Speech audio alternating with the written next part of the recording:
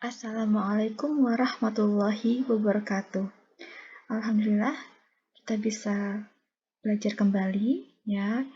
Marilah kita berdoa terlebih dahulu sebelum kita mulai belajar agar semua ilmu yang kita dapatkan bisa menambah pengetahuan dan ilmu kita.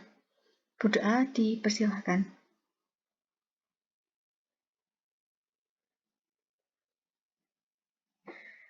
Amin amin ya rabbal alamin. Oke, kali ini kita akan belajar bersama mengenai teknologi pencitraan hibrida dan gamma kamera. Oke, untuk adik-adik sekalian, ya, kalian sudah mengetahui bahwa di radiologi, ya, di dunia kita itu ada banyak sekali, ya, modalitas yang kita tahu, ya, mungkin ada yang sudah kalian lihat secara langsung juga di lab kita. Namun peralatan, ya, modalitas dan yang kalian pernah lihat itu hanya sebagian kecil, ya. Ternyata di radiologi itu ada modalitas lain, ya. Oke, kali ini kita akan belajar mengenai kedokteran nuklir, ya. Mungkin yang sudah mengetahui atau pernah mendengar kata nuklir itu banyak yang takut terlebih dahulu, ya. Kita perlu tahu terlebih dahulu apa itu nuklir agar kalian bisa lebih memahami dan nantinya bisa mungkin, ya, ada dari kalian akan mencintai kedokteran nuklir, ya, karena di kedokteran nuklir itu juga bisa dilakukan dan masuk ke ranahnya radiografer juga nantinya. Siapa tahu, ya, nantinya karir kalian akan bekerja di bidang kedokteran nuklir. Oke, sebelum kita masuk ke pencitraan hibrida dan gamma kamera, yang modalitas yang digunakan di bidang kedokteran nuklir, kita terlebih dahulu mengetahui, ya, apa itu kedokteran nuklir. Oke, jadi kedokteran nuklir itu adalah kegiatan pelayanan kedokteran spesialistik yang menggunakan sumber radioaktif terbuka, ya. Sumber radioaktif tersebut berasal dari disintegrasi inti berupa radionuklida dan atau radiofarmaka dengan tujuan untuk pemeriksaan diagnostik, pemeriksaan terapi, dan penelitian yang didasarkan pada proses fisiologik, patofisiologik, dan metabolisme. Ya, jadi kedokteran nuklir itu menggunakan radioaktif, ya, namun tetap bermanfaat, ya, bermanfaat untuk kali ini khususnya di bidang kesehatan untuk pemeriksaan diagnostik, terapi, dan penelitian. Kedokteran nuklir ini nanti kita juga akan pelajari, ya, mengenai tadi radioaktif yang digunakan. Jadi kedokteran nuklir menggunakan radiofarmaka yang dapat diberikan secara intravena atau juga diberikan secara diberikan melalui mulut. Radiofarmaka ini dibuat dengan menggabungkan radionuklida buatan atau zat radioaktifnya dengan farmaka atau obat. Radionuklida yang digunakan ini bergantung pada tujuan, ya, tergantung nanti akan dilakukan pemeriksaan, misal di organ ginjal. Nah, artinya zat radioaktif dan obatnya ini disesuaikan, ya. Jadi untuk pemeriksaan kedokteran nuklir itu biasanya untuk masing-masing organ itu berbeda, ya, zat radioaktif yang digunakannya. Radiofarmaka yang akan digunakan ini bergantung dari target yang akan dioperasi, dosisnya juga disesuaikan, ya, untuk tujuan terapi ataupun diagnostiknya. Ya, namun secara keseluruhan ini dosis yang digunakan dalam jumlah yang kecil sehingga dipastikan aman dan aman digunakan untuk pemeriksaan, ya, baik itu bagi pasien maupun orang-orang yang berada di sekitar pasien. Mungkin bisa dilihat, ya, di layar itu adalah gambaran dari reaktor nuklir, ya, yang ada di negara kita di Indonesia. Jadi di Indonesia juga mempunyai reaktor nuklir. Oke, apa manfaatnya? Ya, jadi banyak sekali manfaatnya. Nah, ini kita khususkan. Yang pertama, bermanfaat di bidang kesehatan. Ya, zat radioaktif yang dihasilkan pada kedokteran nuklir, ya, itu dapat menghasilkan 3 sinar, yaitu sinar alfa, beta, dan gamma. Untuk sinar alfa dan beta itu digunakan untuk tujuan terapi, namun untuk sinar gamma digunakan untuk pemeriksaan diagnostik. Pemeriksaan kedokteran nuklir itu berfungsi ya pada pemeriksaan kedokteran nuklir, khususnya untuk memeriksa anatomi, fisiologi dari tubuh manusia seperti pada organ otak, tiroid, ginjal, tulang, dan sebagainya. Selain itu, kedokteran nuklir juga mampu menilai penyebaran dan respon terapi pada hampir semua jenis kanker atau tumor, serta dapat mengobati kanker tiroid dan prostat. Seperti yang kalian lihat, ini merupakan contoh dari citra yang dihasilkan dari pemeriksaan kedokteran nuklir dengan menggunakan modalitas PET scan yang gambar 4, sedangkan gambar 5 ini menggunakan modalitas SPECT. Selain di bidang kesehatan, ya, kedokteran nuklir itu juga bermanfaat di bidang pangan, di bidang industri, di bidang pertanian, ya. Jadi bukan hanya khusus di bidang kesehatan, namun nuklir itu sendiri ya bermanfaat di semua lini kehidupan, ya. Yang orang awam atau mungkin kalian dengar sebelumnya, nuklir itu berbahaya, ya betul berbahaya jika digunakan dengan dosis yang salah. Namun jika digunakan dengan tepat ya dosisnya dan dilakukan dengan prosedur yang tepat pula, maka akan memberikan banyak manfaatnya. Contohnya tadi di bidang kesehatan, di bidang pangan, di bidang industri, juga dapat dimanfaatkan dengan menggunakan nuklir itu sendiri. Ini contoh-contohnya ya. Oke, berikutnya kita masuk ke pembahasan ya inti dari teknologi pencitraan hibrida. Pencitraan hibrida ini berkaitan dengan proses metabolisme tubuh yang dalam aplikasinya teknologi PET akan dikombinasikan dengan pencitraan lain atau modalitas lain, yaitu menggunakan modalitas CT scan dan MRI. Penggunaan modalitas di kedokteran nuklir itu nanti meliputi pemeriksaan cara diagnostik dan terapi. Yang pertama adalah pemeriksaan diagnostik in vitro, yaitu radionuklida atau radiofarmaka berada di luar tubuh pasien, namun bertujuan untuk pemeriksaan diagnostik. Yang kedua adalah diagnostik in vivo atau penelitian biomedik. Radionuklida atau radiofarmaka ini berada di dalam tubuh pasien yang bertujuan untuk pemeriksaan diagnostik. Dan yang ketiga adalah terapi. Jadi radionuklida atau radiofarmaka ini berada di dalam tubuh pasien dan bertujuan untuk pemeriksaan terapi. Ya, jadi penggunaan pemeriksaan kedokteran nuklir itu meliputi 3 hal. Yang pertama adalah pemeriksaan diagnostik in vitro, pemeriksaan diagnostik in vivo, dan pemeriksaan terapi.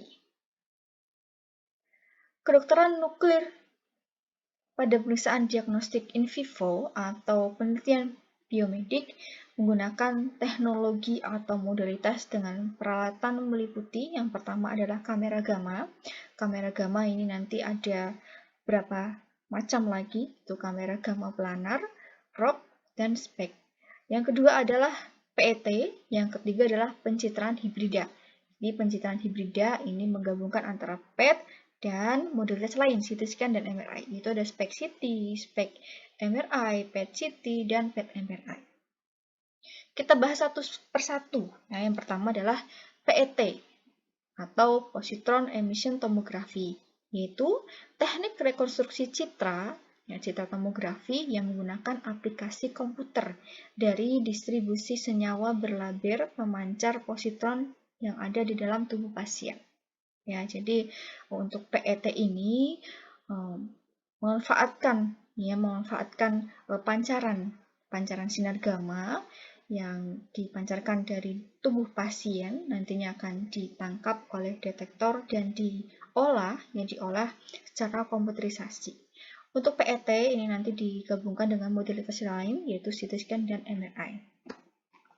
Konsep PET itu sendiri pertama kali dilakukan pada tahun 1991 di Universitas Geneva, yaitu dengan cara melakukan penyisipan komponen CT di antara blok detektor PET.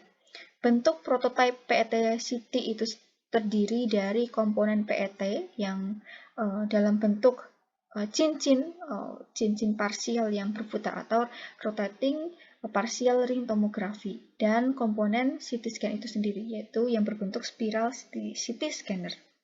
Komponen PET ini nanti berfungsi dari segi fungsional tubuh pasien, dan untuk komponen CT untuk menilai dari segi anatomi tubuh pasien. Kombinasi PET dan MRI, ya, untuk PET dan CT pertama kali di tahun 1991, sedangkan kombinasi PET dan MRI ini dilakukan pada tahun 2008. Ini cukup lama ya penggabungan antara PET dengan MRI. Ya, hal ini dikarenakan penggabungan antara PET dengan modalitas MRI itu dinilai lebih rumit, lebih susah ya. Dikarenakan mempertimbangkan komponen yang berbagai macam. Ya, kalau kalian ketahui untuk CT scan itu sendiri berbeda ya sumbernya. Ya, untuk CT scan menggunakan sumber sinar X, sedangkan MRI, ada yang masih ingat untuk modalitas MRI menggunakan sumber apa? Oke, betul ya. Untuk MRI itu menggunakan sumber dari kekuatan medan magnet, berbeda dengan modalitas CT scan. Kalau CT scan menggunakan sumber dari sinar X, sedangkan MRI menggunakan kekuatan medan magnet. Ya, oleh karena itu berbeda ya, dan dinilai lebih rumit. Rumit kenapa? Ya karena ada banyak komponen yang perlu dipertimbangkan ya, dan nantinya akan digabungkan, yaitu komponen magnet, komponen sinyal radiofrekuensi, gradien MRI, dan sinyal itu sendiri yang berasal dari PET. Ya, jadi setelah melalui beberapa proses dan terbentuklah ya kombinasi teknologi antara PET dan MRI. Untuk komponennya dari PET MRI itu terdiri dari 3 scanner. Yang pertama, scanner ditempatkan sejajar dengan menggunakan satu meja pemeriksaan. Yang kedua, PET scanner yang berada dalam bor magnet MRI. Dan yang ketiga adalah cincin detektor PET yang terintegrasi dengan gantry MRI. Untuk saat ini, modalitas teknologi PET dengan CT menggunakan slice height scanner ini mampu menghasilkan 3D PET ya, karena menggunakan slice height scanner yang artinya dalam satu potongan ini nanti akan didapatkan beberapa macam potongan ya, tergantung penggunaan slice-nya berapa, 64 slice dan sebagainya, sehingga dihasilkan citra yang lebih kompleks lagi, yaitu menghasilkan citra 3D PET. Ya, dalam hal ini dapat memberikan citra dan dapat juga dilakukan pemeriksaan yang lebih advance lagi, yaitu whole brain imaging untuk perfusi otak dan CT angiografi pada pemeriksaan daerah respiratori dan kardiologi. Meskipun untuk pemeriksaan PET yang digabungkan dengan CT slice height scanner ini canggih, ya dinilai lebih canggih, tetapi penggunaan PET dengan modalitas MRI ini juga bisa menjadi pilihan, ya, bisa menjadi pilihan. Mengapa? Ini kita tolak kembali ya, tadi untuk CT scan itu menggunakan sumber sinar X yang mana bisa menimbulkan ionisasi ya dan menimbulkan radiasi, sedangkan MRI karena sumbernya dari medan magnet itu tidak menimbulkan ionisasi dan tidak menimbulkan radiasi. Nah, oleh karena itu dinilai lebih aman ya, sehingga penggunaan PET MRI ini bisa menjadi pilihan ya, pilihan dengan kelebihannya ya. Namun di satu sisi lainnya, selain memiliki kelebihan, untuk PET MRI juga memiliki kelemahan ya, yaitu pemeriksaannya yang lebih lama ya. PET MRI itu bisa menggunakan kekuatan medan magnet ya. Sekarang juga sudah canggih pula ya, menggunakan kekuatan medan magnet sampai 9,4 Tesla ya. Di dunia itu sudah ada yang menggunakan dengan menggunakan kekuatan medan magnet 9,4 Tesla. Selain tadi keunggulan ya, keunggulan tidak menimbulkan ionisasi, kelebihan lainnya adalah untuk PET MRI itu juga bisa dihasilkan citra yang lebih jelasnya dari segi biologi jaringan dan dari segi patologi tumor. Itu nanti dinilai lebih baik dalam menghasilkan citranya, yaitu pada pemeriksaan MRI fungsional dan ditambahkan pada pemeriksaan spektroskopi. Berikutnya kita pelajari terkait radioisotop. Ya, radioisotop atau radionuklida yang kita gunakan pada pemeriksaan kedokteran nuklir. Terjadinya citra pada PET itu dengan cara mendeteksi ya energi yang dilepaskan oleh proses berupa peluruhan atau decay dari isotop radioaktif. Isotop radioaktif dalam keadaan tidak stabil akan melepaskan positron yang bertumbukan dengan elektron, lalu akan menghasilkan sinar gamma dengan arah lintasan yang berlawanan. Radioisotop ini berfungsi sebagai radio tracer dan memiliki waktu paruh pendek. Ya, waktu paruh pendek itu dimiliki oleh masing-masing isotop radioaktif.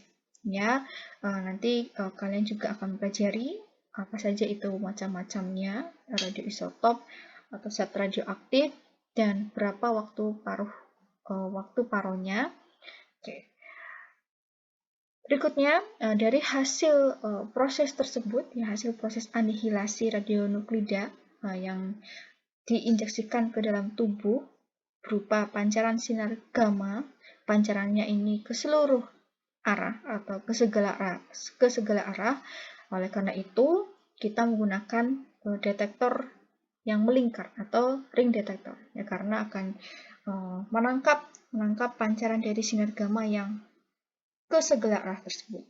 Contoh dari radioisotop yang digunakan adalah FDG atau fluorodeoksiglukos. Nah, contoh lainnya ini akan menjadi penugasan kalian ya. Oke, nanti untuk penugasan saya sampaikan di akhir. Cara kerjanya radioisotop itu tersendiri ya pada pemeriksaan PET, yaitu zat kontras yang telah diberi radio label atau yang kita gunakan FDG ini disuntikkan ke dalam tubuh manusia melalui peredaran darah ya ke aliran darah. Selanjutnya radio label tersebut akan memancarkan sinar gamma sehingga selanjutnya pancaran sinar gamma tersebut akan ditangkap oleh detektor dan akan dideteksi oleh seperangkat alat yang ada di PET dan CT scan. Kemudian data tersebut yang sudah didapatkan akan diolah melalui komputer, ya diolah secara komputerisasi dan akan ditampilkan dalam bentuk citra, ya baik itu citra dalam bentuk 2 dimensi maupun citra dalam bentuk 3 dimensi. Tergantung nanti menggunakan CT scanner-nya. FDG yang berada di dalam tubuh di aliran darah ini tidak diserap ya, bukan seperti media kontras ya. Untuk FDG ini ketika setelah sudah dilakukan pemeriksaan, ini pasti akan meluruh ya. Jadi saya ralat. Jadi radioisotop ya, baik itu FDG maupun lainnya, ketika digunakan atau tidak digunakan untuk pemeriksaan itu akan meluruh. Ya, akan berkurang pancaran radiasinya. Ya, jadi jangan khawatir ketika FDG itu di dalam tubuh manusia itu pasti akan meluruh. Ya, akan meluruh dan nantinya akan dikeluarkan dari dalam tubuh manusia. Gitu. Oke, yang berikutnya adalah SPECT-CT atau Single Photon Emission Computed Tomography atau SPECT-CT, yaitu teknik rekonstruksi citra yang menggunakan aplikasi komputer untuk mengevaluasi distribusi radionuklida dengan pemancar sinar gamma yang akan terdeteksi oleh kamera gamma dalam potongan aksial, sagittal, dan koronal. Ini menggunakan modalitas sama, ya, CT scan dan MRI juga. SPECT-CT ini digunakan untuk mendiagnosis pada patologi stroke, pada patologi infeksi, dan tumor. Oke, kita tadi sudah mempelajari terkait SPECT-CT dan PET, ya. Apa persamaan dan perbedaannya? Ya, jadi persamaan antara SPECT-CT dan PET yaitu sama-sama ya merupakan teknik pencitraan di bidang kedokteran nuklir yang akan memberikan informasi metabolik dan fungsional tubuh manusia. Ya, yang mana jika ditambahkan modalitas lain yaitu CT dan MRI, maka keduanya itu sama-sama yang membantu memberikan informasi berupa anatomi dan metabolisme yang lebih detail lagi. Itu persamaannya. Sedangkan perbedaannya yang pertama, perbedaan SPECT-CT yang pertama adalah biayanya lebih murah, menggunakan gamma emitting radioisotop tracer, yaitu dicontohkan TC99M, iodin 123, iodin 131. Yang ketiga adalah memberikan kontras dan spasial resolusi yang kurang baik. Itu untuk SPECT-CT.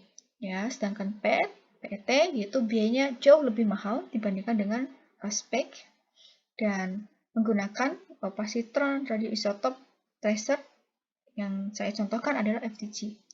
Serta yang ketiga adalah memberikan kontras resolusi spasial yang lebih baik. Itu persamaan dan perbedaan antara SPECT-CT dan PET. Berikutnya kita pelajari mengenai gamma kamera. Gamma kamera itu merupakan instrumen untuk merekam distribusi radioaktivitas di dalam tubuh manusia, termasuk instrumen yang bersifat hibrida. Gamma kamera dengan single photon mewakili sebagian besar prosedur dalam praktik kedokteran nuklir. Untuk gamma kamera tersendiri digunakan untuk mendeteksi tumor dan atau pada patologi daerah kardiak. Gamma kamera ini menggunakan label agent TC99M yang mampu memvisualisasikan pertumbuhan sel hipoksia yang lebih baik. Nah, ini terdapat contoh gambaran dari gamma kamera. Ya, gamma kamera juga disebut dengan scintillation camera, yaitu perangkat untuk radioisotop yang berupa pemancar radiasi gamma dengan teknik scintigraphy. Aplikasi scintigraphy ini bertujuan untuk melihat dan menganalisis citra tubuh manusia yang telah diinjeksikan radiofarmaka atau radionuklida yang prosesnya bisa secara injeksi maupun dihirup ataupun ditelan. Gamma kamera itu terdiri dari kolimator, scintillation crystal atau scintillator, PMT, komputer itu sendiri, light guide, digitizer, dan pulse High analyzer. Itu ya, komponen yang ada pada gamma kamera. Oke, berikutnya ini penugasan untuk pertemuan ini. Silahkan boleh di screenshot ya terkait penugasannya. Jadi silahkan dibuat dengan sebaik mungkin di Kalau ini penugasannya secara kelompok ya, dengan membuat PPT mencakup 5 materi tersebut ya, di mana materi yang kalian gunakan itu wajib dari textbook maupun jurnal. Dan nantinya untuk referensi tersebut yang kalian gunakan diketik ya, disampaikan di akhir slide. Seperti biasa, nanti penugasannya dikumpulkan terlebih dahulu ke PC secara kolektif, nanti PC dikirimkan ke email saya. Ya, jadi untuk penugasan ini digunakan untuk penilaian praktikum, ya, penilaian praktikum pada pertemuan ini, ya, pertemuan ke-9 ya. Silakan ya dikerjakan dengan baik. Oke, maaf untuk penilaian praktikum ke-10. Ya, jadi memang untuk di setiap praktikum ada penugasannya, yaitu karena ada komponen penilaiannya, di setiap praktikum harus ada nilai. Nah, agar kalian mendapatkan nilai, ya oleh karena itu saya beri tugas juga di setiap pertemuan. Oke. Berikut yang perlu kami sampaikan juga ya, untuk tambahan terdapat saya ambil ini perlu kita resapi juga bersama, kita ingat kembali ya. Saya kutip dari surat Ali Imran ayat 133 sampai 134 yang artinya, dan bersegeralah kamu kepada ampunan dari Tuhanmu dan kepada surga yang luasnya seluas langit dan bumi yang disediakan untuk orang-orang yang bertakwa, yaitu orang-orang yang menafkahkan hartanya baik di waktu lapang maupun sempit, dan orang-orang yang menahan amarahnya dan memaafkan kesalahan orang. Allah menyukai orang-orang yang berbuat kebajikan. Oke, pesan dari surat Ali Imran tersebut ya kurang lebih bahwa kita dianjurkan untuk berlomba-lomba dalam kebaikan ya. Kita perlu menjadi orang yang selalu bertakwa, orang yang selalu mohon ampunan kepada Allah SWT, orang yang mampu menahan amarahnya meskipun dalam kondisi kesal, kondisi marah, ya insya Allah surganya lah ya yang nantinya akan kita dapatkan. Amin, amin, amin. Serta tak lupa juga mengingatkan ya untuk selalu berbuat baik dalam keadaan apapun dan kepada siapapun ya, kita perlu berlaku baik karena kita tidak akan pernah tahu dari penjuru manakah kebaikan itu akan kembali kepada kita. Oke, pesan juga ya sedikit ini terkait kedokteran nuklir bahwa radiasi itu ada dimanapun dan kita hidup bersama radiasi. Ya, perlu kita ingat di bumi ini juga ada radiasinya. Ya, radiasi alami dari bumi ini. Serta pesan yang kedua, ya, teknologi ini mampu memberikan manfaat, ya, teknologi membawa manfaat jika dikelola oleh tangan yang tepat dan juga untuk tujuan yang tepat. Oke, terima kasih untuk waktu dan perhatiannya. Semoga dapat bermanfaat ya. Alhamdulillah kalian sudah mendapatkan ilmu baru lagi, ya, pengetahuan baru lagi mengenai pengetahuan pencitraan hibrida dan gamma kamera. Semoga bermanfaat di kedepannya. Mari kita akhiri dengan baca doa kafaratul majelis bersama. Subhanakallahumma wa bihamdika asyhadu an la ilaha illa anta astaghfiruka wa atubu ilaik. Terima kasih, saya akhiri. Billahi taufiq wal hidayah. Wassalamualaikum warahmatullahi wabarakatuh.